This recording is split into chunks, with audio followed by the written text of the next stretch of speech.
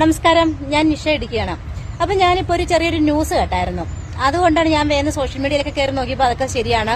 നമ്മുടെ ആറാട്ടണ്ണനെ കുറിച്ച് ഒരു ചെറിയൊരു ന്യൂസ് വരുന്നുണ്ട്.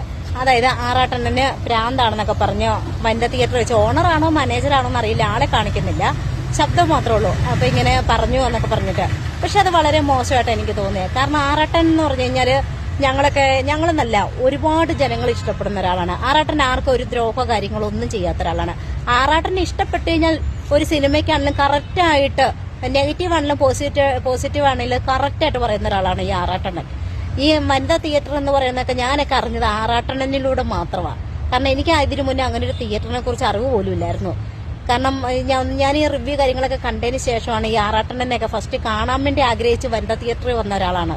അത് കഴിഞ്ഞാണ് ഞങ്ങളൊക്കെ ഫ്രണ്ട്ഷിപ്പായതും കൂട്ടായി മാറിയതും ഒക്കെ. പക്ഷെ ഇന്നിപ്പോ നമ്മളെ വീഡിയോ കണ്ടപ്പോൾ അത് വളരെ മോശമായിട്ട് എനിക്ക് തോന്നിയത്.